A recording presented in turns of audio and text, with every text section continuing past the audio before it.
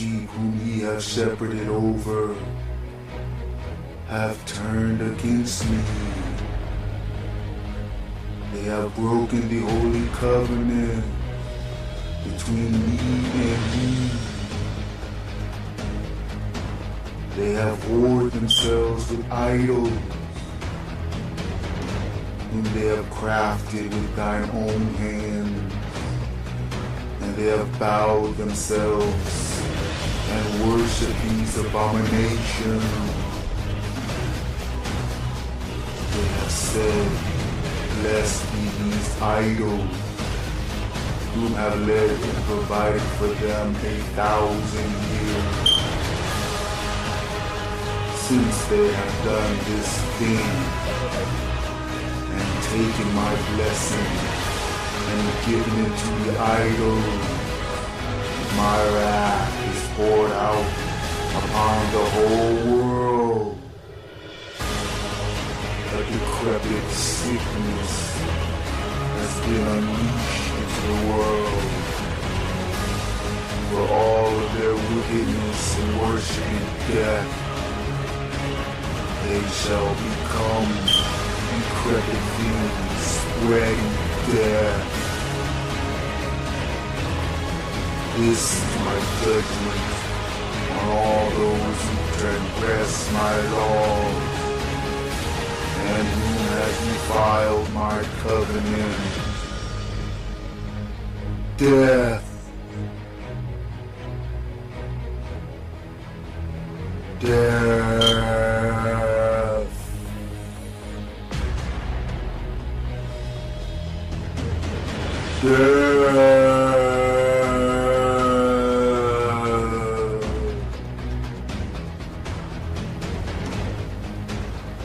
But not for you and your brother. You shall stay here in my holy mountain as I test the entire world to see if they shall serve me or choose death. I have spoken, so shall it be.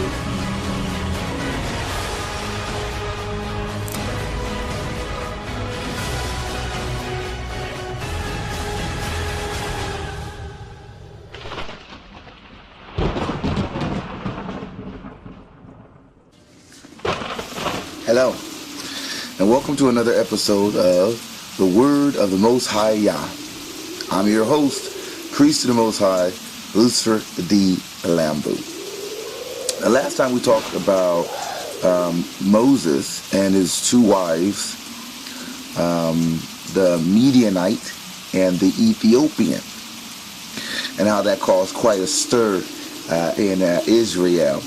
Well, today we're going to be going over more murmurs. We talked about that as well last week, or should I say last telecast. But today we're going to be going over more murmurs. We're going to be covering the murmurs that were caused from the introduction or the realization of the children of Anakin in our Holy Land. Who are the children of Anakin? They were Nephilim. They were giants. So we'll get a chance to go over that. Some very interesting information. Also, how the Most High is going to fill the whole earth with His glory in the coming kingdom. And how being presumptuous is looked at as folly. Okay, so we're going to be talking about a couple of those things, y'all willing, and and we're also going to be going over how to look at things, how to seek things, how to seek the Most High, how to, seek the truth,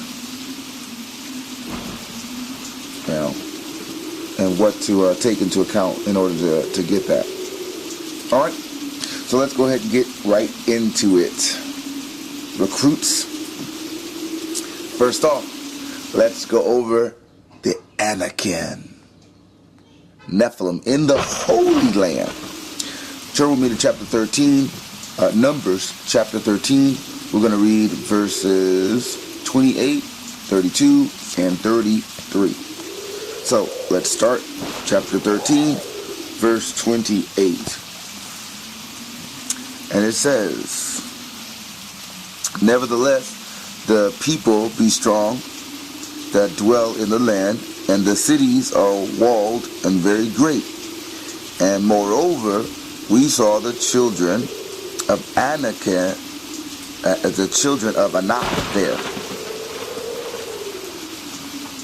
Verse 32. "And they brought up an evil report of the land which they had searched unto the children of Israel, saying, The land through which we have gone to search it is a land that eateth up the inhabitants thereof, and all the people that we saw in it are men of great stature." Verse 33. "And there we saw the giants, the sons of Anak, which come of the giants, and we are in our own sight as grasshoppers, and so we were in their sight." Okay. So Moses had been traveling around. The Israelites had been traveling around, and finally they come to the land of milk and honey, our ancestors. And what do they find? They find giants in the land. These are the sons of Anak. These are the Nephilim, the proclaimed Nephilim. And these are the children of the fallen angels mixing with humanity, women, and making children, which are called the Nephilim of this time. Now check it. Now, this is also where we get into the Nephilim of today. You see, the Nephilim were the children of the fallen angels, which made bodies for themselves so that they could have sex, rape, and take wives of human women. Right? The bodies that these fallen angels created, you know them today, or you've heard of them, or maybe you should have heard of them if you've been watching these telecasts on this channel and various other places among Israel, all over the world. But the bodies that these fallen angels made were called Neanderthals. They're called today Neanderthals. Neanderthal bodies. And is there proof that these Neanderthals actually did mate with human women, black women?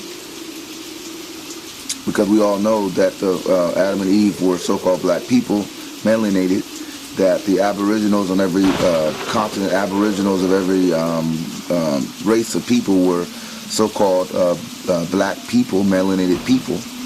So these fallen angels, which created these Neanderthal bodies and mated with these so-called black women,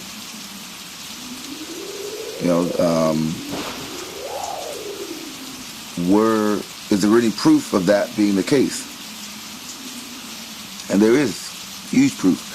Scientists are already saying we have evidence on this site. And we have evidence on the Sakuma 08 site. We have evidence on Lucifer Lambew on YouTube.com site. And again, there's various evidence all around the scientific world, all around the world, that Europeans, Edomites, have between 7 to 10% Neanderthal DNA in their genome. So basically, there's a fingerprint of the Neanderthals, of these fallen angels interaction genes in the gene pool of all these other nations, with of course the exception of sub-Saharan Africans. us. We don't have the Neanderthal DNA is not the same, because even though we've been in this, our people have been in this captivity for almost 400 years, race mixing hasn't been a really huge thing for our nation. Now, of course, with the exception of more recent years, Obama years, and these recent decades, this most recent decade, where there's seemingly been a more huge push to mix the races. But by and large, for the most part, the so-called black community and the so-called white community have been pretty separate in terms of the Edomites didn't do to the so-called Negroes what they clearly had done to the Indians, where they made a black nation like the Indians were, so melanated nation, and they turned them through rape, through mass genocide, killing 95% of them. They turned them into basically white people with green eyes and weird eyes and whatever, whatnot. Basically a white wannabe group. You know, much of their melanin has been stripped away from them. You know, the Edomites, Most High didn't allow them to do to us like they did to the so-called Mexicans, where through Europeans and through Spaniards, shall I say, and the rape and pillaging of the Mexicans, they have now basically become a would-be wannabe white people as well. You know, they've lost a lot of their pigmentation, and their seed is extremely mixed and mingled. Like the scripture said would happen to Ephraim. They would be a mingled seed, mixed seed. They would be like a cake unturned. Well, a cake unturned basically has no color, or has very little color.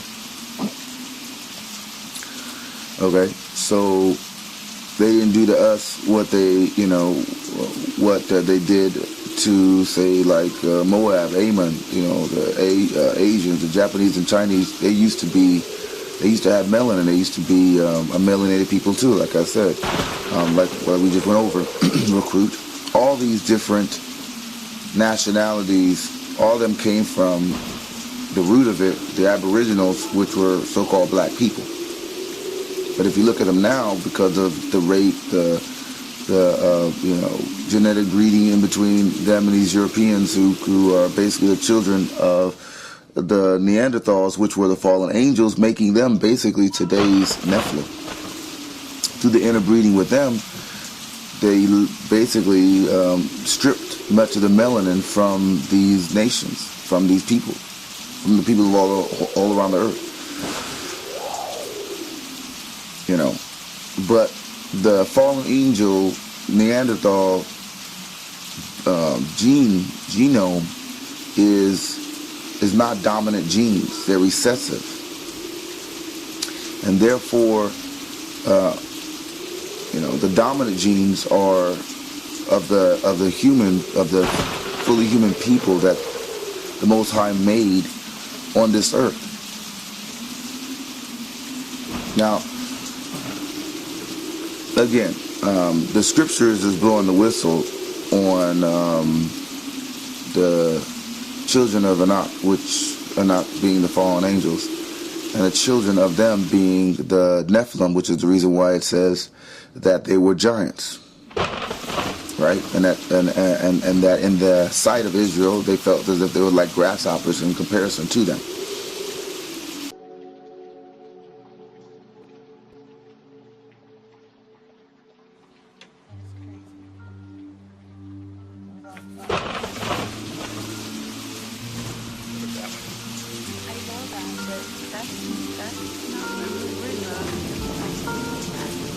The age-old battle between the forces of good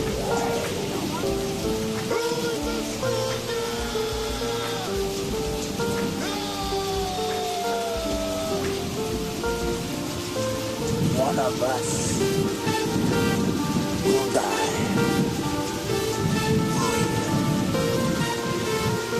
and the powers of darkness have eclipsed, leaving the balance broken.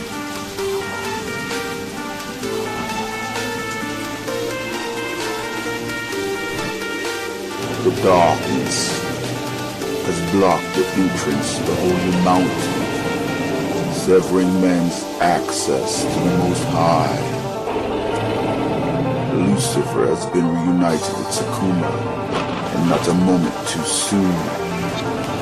The darkness is now in control of CERN's portal, and with it, all the powers of hell are spilling forth into this world. An unstoppable tide of demons at its disposal. No one or nothing will stand in the way of the Queen of the Damned. Beginning this summer, the lampshades are reunited in the never-ending battle against evil. In the fourth installment of the Mirror Images saga, directed by Sakuma Z. Lambew, written by Lucifer D. Lambew, and Lambew's Brothers film, Mirror Images 4, Queen of the Damned.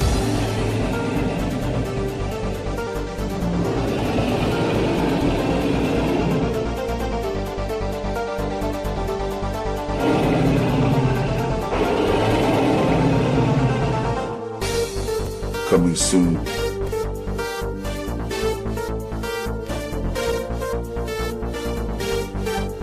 To the Lampshades Network on YouTube.com.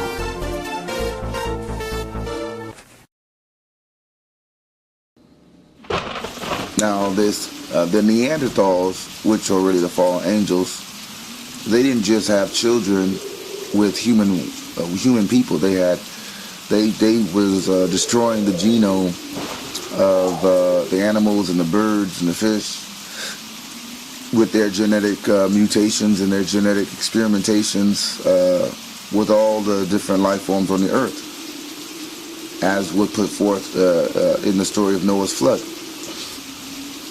and various other places. And if you notice, it's the same thing that the subsequent white man is doing even to this day.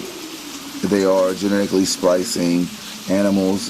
They're creating hybrids, chimeras. They're attempting to genetically splice, and they have genetically spliced human beings, or shall I say, people, right? Because a person being people as a people is different necessarily than a person being a human. There's only 100% human on this earth anymore because of all of the genetic splicing and whatnot, and that is sub-Saharan Africans, so-called black people.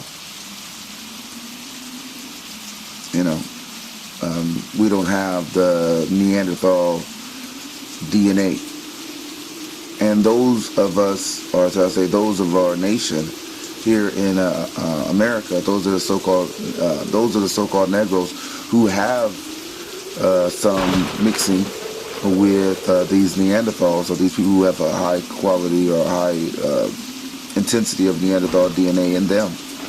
Their Neanderthal DNA is not dominant, so it's weaker, and therefore it gets killed off when these mixes are happening, which are still very, very few and in between enough, at least. Again, it's picked up this last decade, but there you go. So they're still doing the work of their predecessors, the Nephilim, supplicant white man, Europeans, all these people, nations with the Neanderthal DNA. Okay, now that's a bit heavy, and we'll get more into that as the scriptures reveal more and more about the Neanderthals, the Enoch, and their children, the Nephilim, and the Nephilim of today, the supplicant white man, and again these other heathen nations. But of course, fear not, because any that do have or possible have mixed blood, the scriptures do say that the Most High has the power to cleanse our blood, and will do so in the day of His visitation. So if there's anything that's there, God willing, He has the power to fix it. Okay, so let's continue on. The murmurs return because of course, the Anunnaki. Go to turn to me with chapter 14. We're going to read verses 1 through 3 to start off. So here we are, chapter 14, verse 1 through 3. And all the congregation lifted up their voice and cried, and the people wept that night. And all the children of Israel murmured against Moses and against Aaron. And the whole congregation said unto them, Would God that we had died in the land of Egypt, or would God we had died in this wilderness? And wherefore hath the Lord brought us unto the land to fall by the sword, that our wives and our children should be a prey? Were it not better for us to return into Egypt? Okay. Now,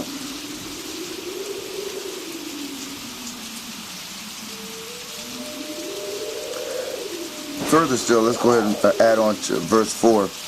And it says, And they said one to another, Let us make a captain, and let us return into Egypt. Return into Egypt. This was the murmuring and the talking crap that Israel did. And of course the Most High heard it. But okay, the fact that they were dealing with Anakim, fallen angels, Nephilims, basically, was big in their eyes, but it was big because they had no faith, or they had very little faith in the Most High.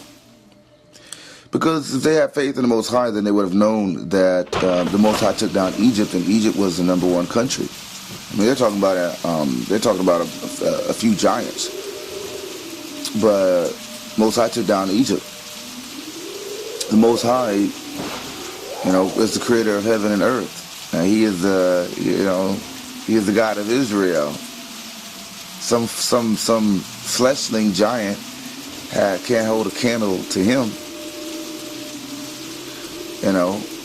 But see, that's our people. I mean, even today, the Nephilim of today, the supplicant white man, and there are people who are scared as fuck when it comes to the supplicant white man. The Nephilim of today is just as powerful.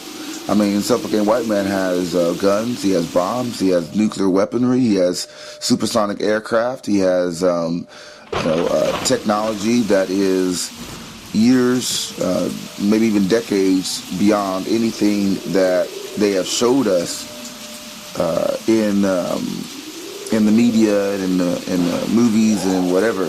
The elite of the supplicant white man, these Jewish. These Nordic, these greater mixed Neanderthals with these serpent people have more technology than they even show the common public. So in many different ways, they're even more big and powerful than the Nephilim of those days. Because the Nephilim of those days, still as big as they were, as smart as they were, because they were able to make structures that they can't even reproduce today. But as big and as smart as they were, they still walked around with like spears and axes and shields and so forth. I mean, if you remember the story of David and Goliath, which I'm sure Yahweh will be able to get into, but Goliath also was a giant. He was a Nephilim, and yet he walked around with a spear and a shield and so forth, and armor. So the Nephilim of today, the supplicant white man, is far more advanced in that way. in the manners of war, shall I say, and in the manner of the level of control that they have on the earth in terms of their final dominion, right? But there's still nothing in comparison to the power of the God of Israel. There's still nothing in comparison to the power of the Most High, right? And the difference between this generation of the awakened Israelites and our ancestors is the circumcision of your heart, the faith that they didn't have then. You see, because the men of God go up against these white, these melanin deficient, these Nephilim of today, devils, all day long, every day. And we're in the midst of, the men of God are in the midst of fighting them even to this very second. You know, against huge odds, against huge demonic forces, against huge powers and principalities that have been rampaging and destroying our nation for almost 400 years now. You know, and the man of God's weaponry, our weaponry is not carnal. Their weaponry is, but our weaponry is not carnal. And and the difference is that the man of God has faith in the Most High.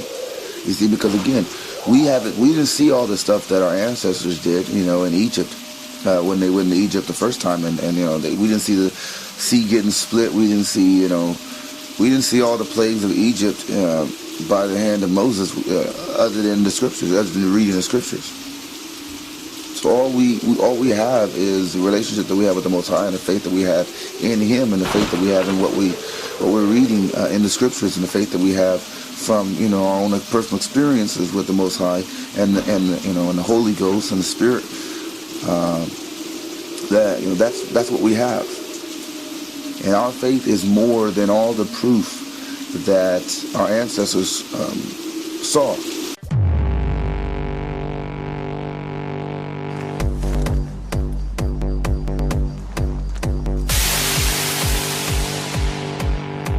Thank you. Thank you. But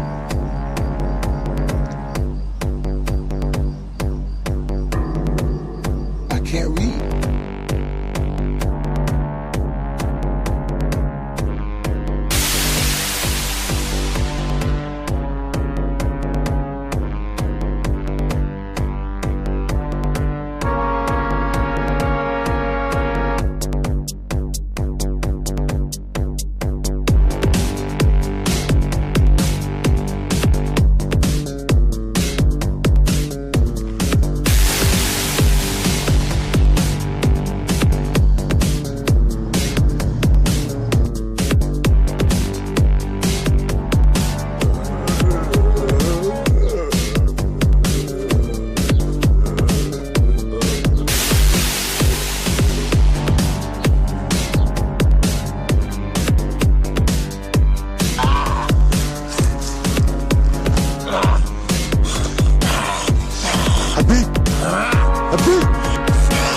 Let him go.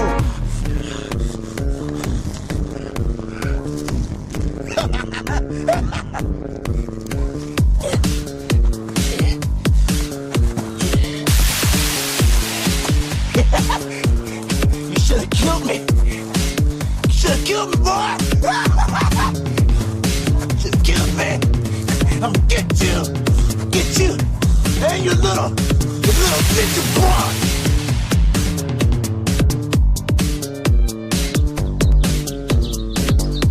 It's real. You must focus. You must allow your weapon to become a part of you.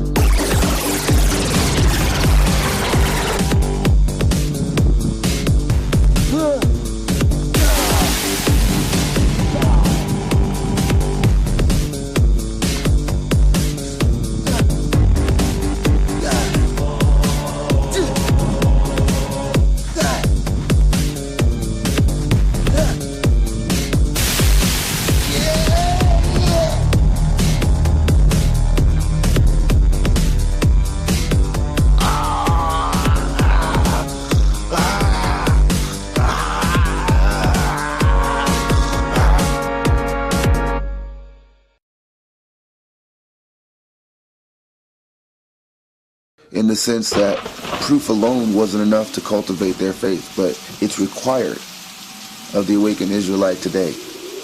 That faith is required, that they took for granted back in those days. You see, because even though the supplicating white man is coming in his fury, even though the supplicating white man is trying to destroy this this ministry and all the other ministries that are out there pressing the truth of the Most High, and truth and sincerity, truth and spirit, truth and fire, spirit and fire, the real ministries with the spirit of the Most High that are teaching the truth, not accepting tithes and offerings of money, not trying to buke our people or for the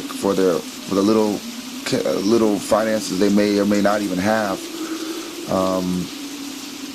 Out there doing the work of the Most High for the Most High and for the Most High only, and whose reward is in heaven, not on this earth, not of this earth, not of Esau's kingdom. Nobody's interested in Esau's paper money. Nobody's interested in Esau's trinkets, 501c3 or monetizing videos. Ain't nobody interested in none of that garbage. Most High says in His Word, give this for free, sell it not. Basically, give the word for free, and that is what the servants of the Most High, the true servants of the Most High, are doing.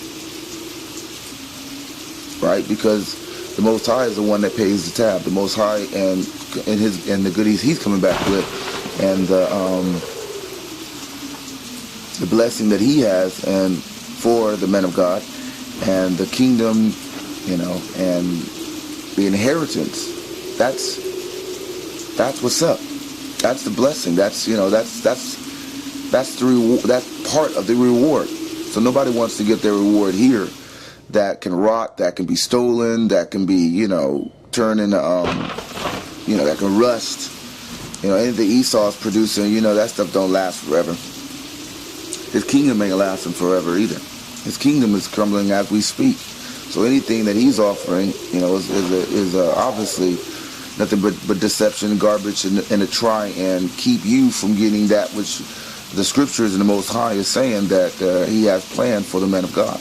That's why it says also in the scriptures written that he would, the devil or whatever would not, Esau basically would fool even the elect if that were possible. But it's not possible, because the elect of the Most High has their eye on the prize. They know that the Most High is the most important, and that forever blessings and riches and inheritance and then the kingdom is way more important than anything temporary that these devils can offer you. All right. Okay, so let's go ahead and continue.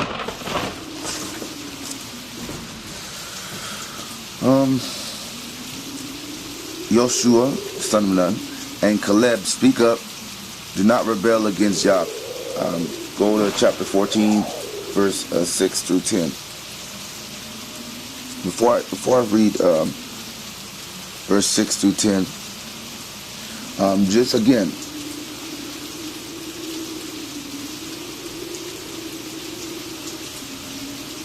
there are things going against you, O Israel, in your life right now.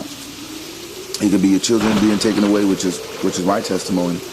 It can be Esau trying to threaten to put you in jail with nothing but their lies, nothing but their jealousy because of your relationship with God and your ministry and doing His work, which is again part of my testimony. Pray, yeah. But it could be anything. It could be you working in a job trying to feed your family. You're one paycheck from losing your house, losing everything, and these Edomites, these devils are trying to get you fired, or maybe they're trying to come against you because they don't like the fact that you're an Israelite. They don't like the fact that you're doing this truth. They don't like the fact that you're out there on the street corners. They don't like the fact that you have a relationship with the Most High. They just don't like the fact that you have melanin and they don't, and they're coming up against you no matter what army they have coming up against you, no matter how many lies, no matter what dominion, be it the police, be it the FBI, be it the CIA, maybe they have your phones tapped, maybe, which they do, They're tapping and listening to everybody, but as you know, so recruits never underestimate you know, your enemies, these white devils. Never underestimate them. Never underestimate what they have done in the past and what they're doing even to this day. But you know, so expect that. You know, maybe they're trying to bring down your channel with this YouTube stuff. Maybe they're trying to bring down your ministry. No matter what they have against you, know what you have that is for you. Know what your power is, and that's the Most High. And know, as it is written, no weapon formed against you shall prosper. You know, and know that to activate that, keep your faith in the Most High, because the Most High, you know, He could have destroyed those Anak, those Nephilim of yesterday, and He did. He did it with the flood. You know, He did it before with the flood, and He's gonna do it again, and He is doing it again. He is doing it right here and right now. There is deliverance right here and right now, and the man of God fully expects to be delivered by the Most High. We call out things that are yet to even happen. The faith should always be in your God, your power, the God of Israel. And it's not in what they say. It's not in what these Neanderthals, babies, what these Nephilim, what these devils is up to. Because their power is given to them. They don't have no power. Their dominion is given to them by the Most High, and the Most High is going to and is in the process of taking it back anyway. But it comes from the Most High, and the Most High is the one who has ultimate authority over all these things. So the real challenge, real test, the real battlefield is in the man of God's faith in the Most High, and having the faith that our ancestors didn't have, and circumcising your heart. Because, you know, in reality, who are you? Who am I? Who is anyone? Any of us? What is our life that is so important that, you know, that you can't go to jail? What's your life that is so important that you can't lose your children? What's your life that is so important that you can't go through trial and tribulation, that you can't even lose your life? Many of us have already gone the way of the grave. Many of us have already, you know, gone through huge amount of things. Our brethren, even those out there on the street corners, have their story. You know, there's camps that get shut down. There's YouTube channels that get canceled. There's, our brothers in jail for crimes they didn't even commit. There's plenty of innocent people in jail. That's one of the things that I seen face to face when I went to jail for 11 days. When they arrested me, Most High let me out, got me out, baby. But I mean, it's up to the Most High. I mean, I could have been in there fighting these devils from behind bars. You know, it's a blessing to even be here doing the word of the Most High Yah, to be able to even be doing the work of the Most High on the outside. Now, pray be Yah, I was doing the work on the inside, right? Doing my part to wake up our brothers that are behind bars who don't get, you know, who news of this type of stuff don't get around very fast in the prison, in the jail system.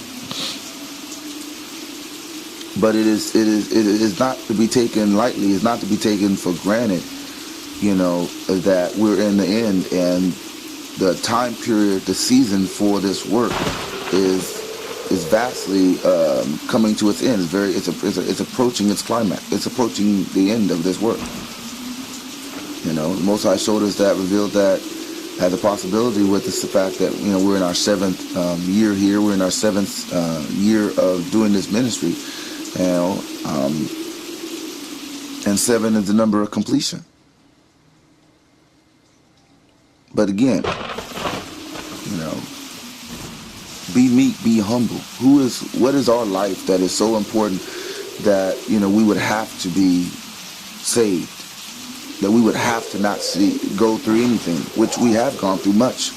this 400 years, all as a nation. But the men of God coming into this truth and following it to the best of his ability, following the Most High in truth and sincerity, in truth and spirit, truth and fire, and spirit, following the Most High's law, statutes, and commandments to the best of their ability.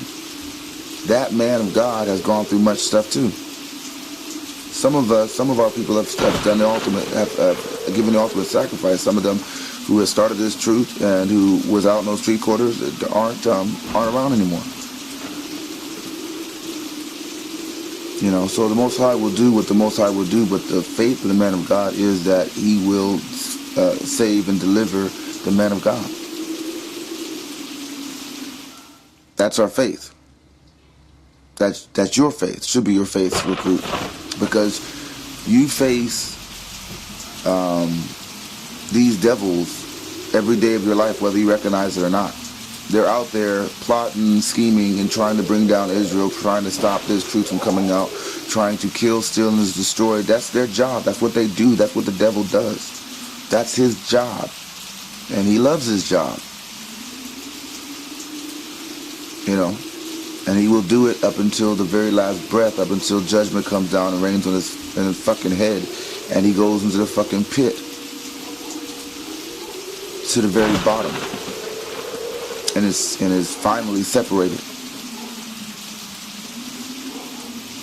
So don't depend on them, on these devils not seeing you or not doing or not coming after you or ignoring you or all that kind of garbage. Because that's what they do. They're obsessed with Israel and trying to make Israel pay even when we haven't done anything.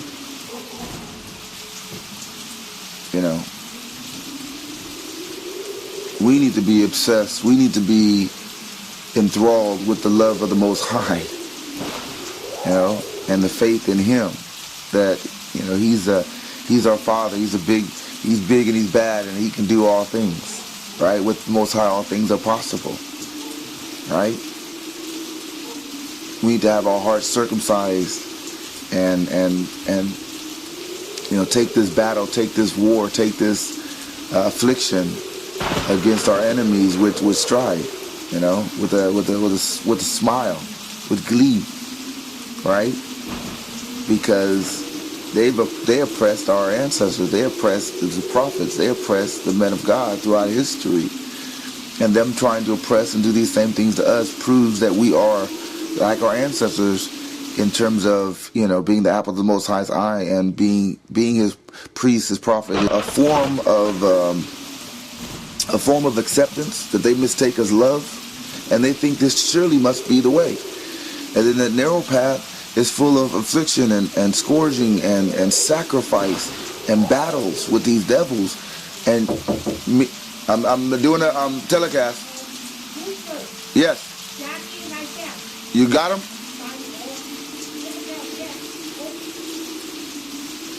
Is he inside?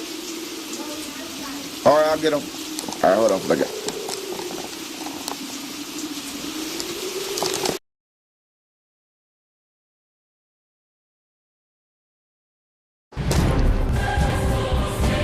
Now is the time, O Israel, to make your choice. Come back to serving the God of Israel in spirit and in truth. While there's still time, the Most High has sent His servants to guide you in His ways. Put your faith in Yahshua HaMashiach, for this is the way, O Israel, walk therein, or choose the world to your peril.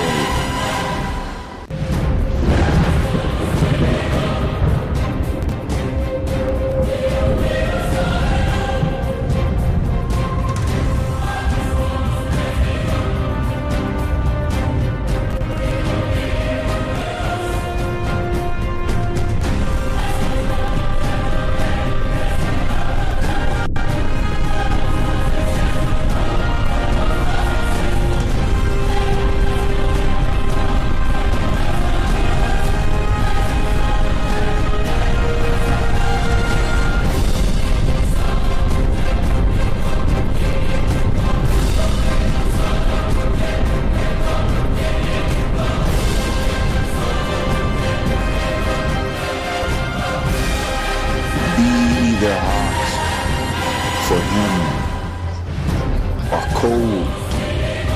Choose wisely, but be not lukewarm.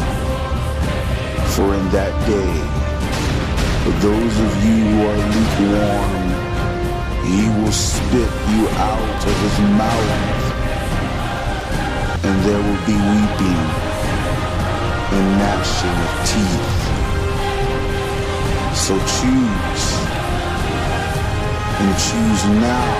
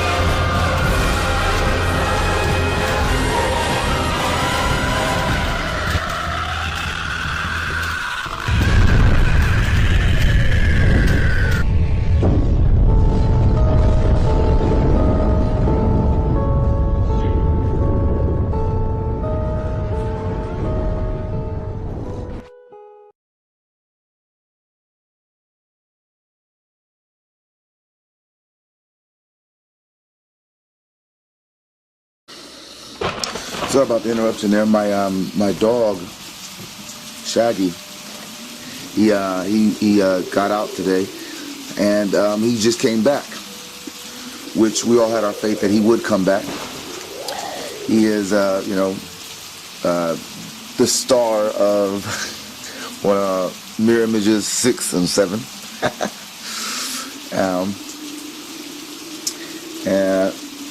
But that's just another real life example of what I'm speaking with you, what the Spirit is speaking with you about, recruit. One thing for certain that you can depend on is the fact that your enemies will come against you. The enemies of the Most High will come against the children of God, at least until the Most High finally separates us and makes that separation forever. But more than even that, you can depend on the love of the Most High and the safety of the Most High and His power and ability to save, and and to be to us as a sword and a shield against His enemies, and to rise up in the man of God's defense. So let them come, right, recruit. Let them come. Let them devise their weapons of war and see the deliverance of the man of God. Right? Let them mass together. Let them, rise up their mighty men. Let them say their lies and go on the strength and put their faith in their lying tongue. And let them say what they will. And let them threaten with a jail, 8 years, 28 years in jail, and all that kind of stuff off of their lies. Or speak ill of your name and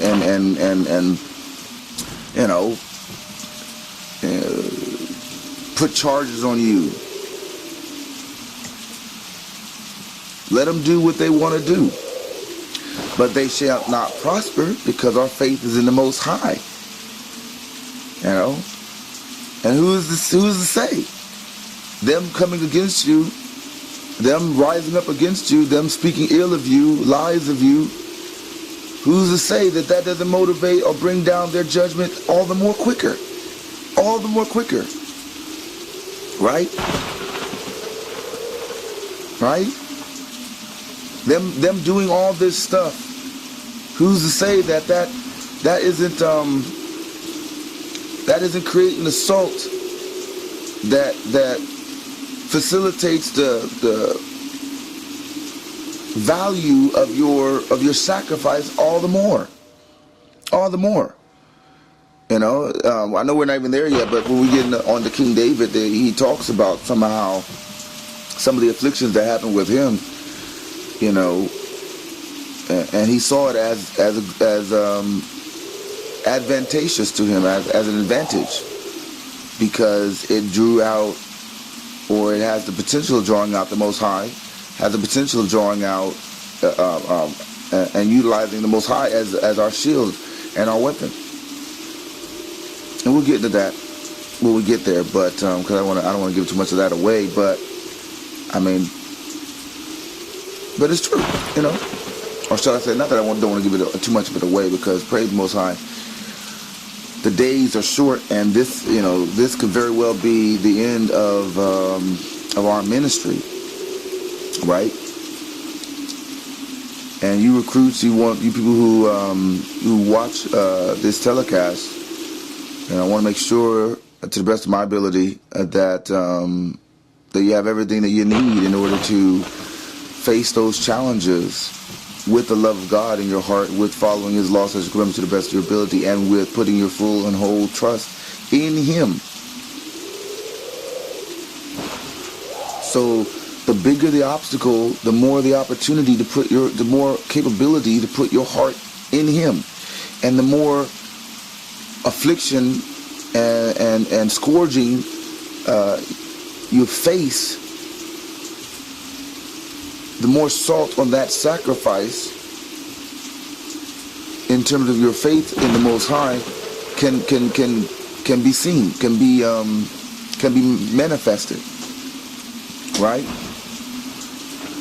If you're not going up against Goliath, if only thing you're going up against is a little ant, then how much faith do you need? But if you're going up against Goliath, if you're going up against these Nephilim, if you're going up against this court system, the self-proclaimed white man, his armies, the police, and the police dogs, and investigation after investigation after investigation, and you know, and they're coming at you, trying to entrap you, trying to, you know, make you fit in their mold so that they can try to justify bringing you down. Now that faith in the Most High, with those odds against you, now praise be the Most High, that's a wonderful thing, right? That's a wonderful thing. That's a blessed thing, because your faith is that much more toned, and that much more ready, and that much more developed, and that much more mature, right, recruits? You see, that's how you cease being a recruit, and you start being a man of God, a leader, and an ambassador of Him and His truth. That's how you get mature. That's how you develop. When you have your faith on the line, when your ass is on the line, when these demons, when these devils, when they're pressing up against you, when it's fight or flight, when it's live or die.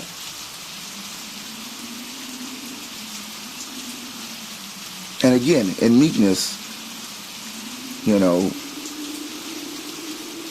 if the ministry was shut down, if I was arrested and convicted in this wicked ass courts, if if one of these Edomite cops were to pull out a gun and take my life, praise be to Yah, who am I? Who are you, recruit? If you were to go into that guillotine, if the guillotine blade was to come down over your neck, if you were to get raped and beaten for not taking the mark, so be it. But put your faith in the Most High, because He has the power to resurrect you even from death. There are people who have physically died and will still be in the kingdom of God, will still be in the kingdom that is to come, the kingdom of David. They'll be walking in the land of milk and honey. And there'll be people who are alive who get cast right into hell. Which one do you want to be? What's more important to you? Is your eyes really focused on just the carnal stuff in life? Or do you really have value of the spiritual, of the things that last forever?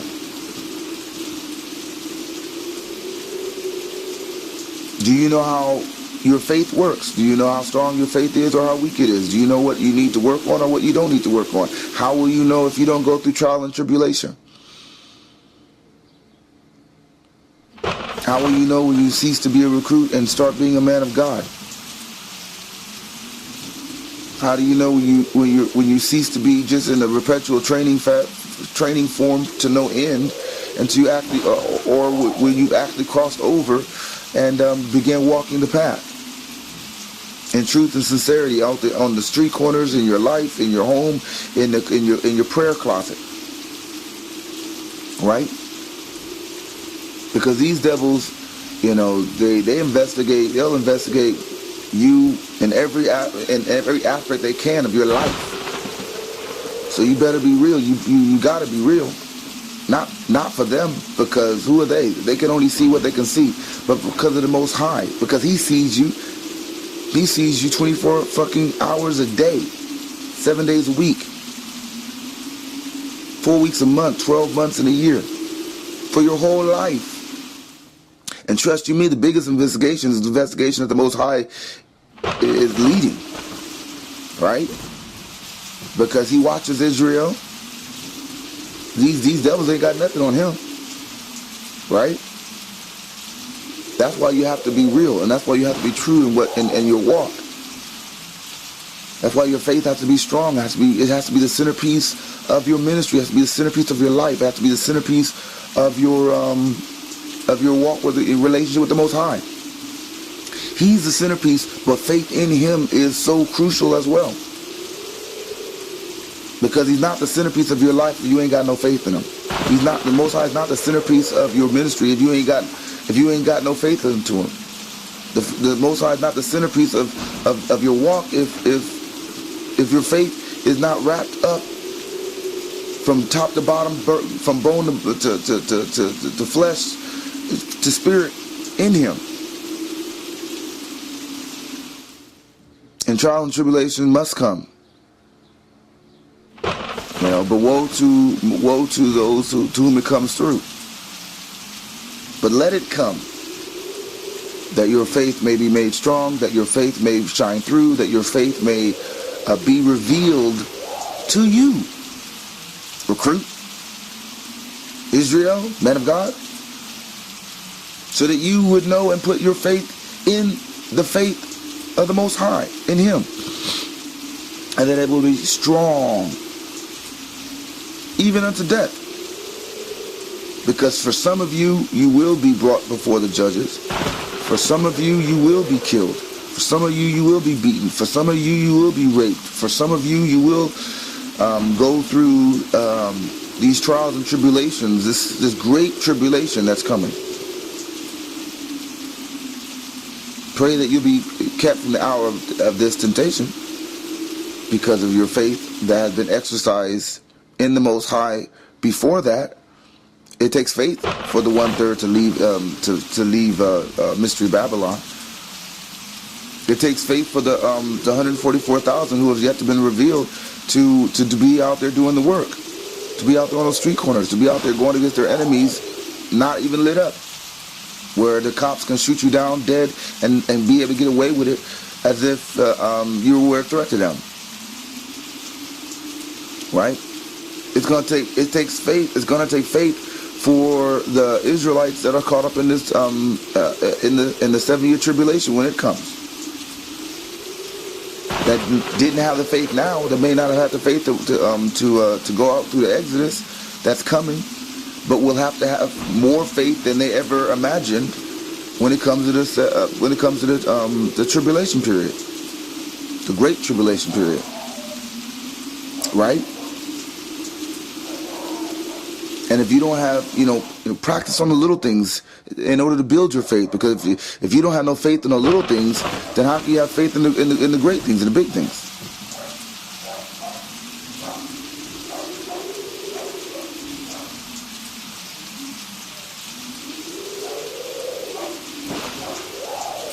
Right?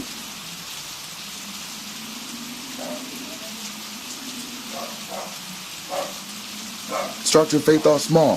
Have faith, put your faith in the Most High that He's gonna pay your rent. Put your faith in the Most High that He's gonna pay your electricity. Put your faith in the Most High that He's gonna pay, that He's gonna, get your, make sure you have food on the table, water to drink. Put your faith in the Most High on the basic things and nourish that faith for the great, grand, big old, huge things before they even come. Surely the same God that provides for you and your family is the same God that can protect you and your family. Surely the same God that protects you and your family from, robbers and thieves and everything else is the same God that can protect you and your family from going to hell. Surely the same God that protects you and your family from going to hell can protect you, your family, and your nation. Right? Didn't get to the other stuff that I was looking forward to, but you know what? The Spirit of the Most High does what the Spirit of the Most High does, and He teaches what He has us teach, what He has us teach. Thank you for, and as it is written, man doesn't live by bread alone, but by the very word that proceeded out of the mouth of the Most High. Alright? Thanks for watching Word of the Most High Yah. I'm your host, Priest of the Most High, Lucifer D. Lambew, and I will gladly see you again, Yah willing, next time.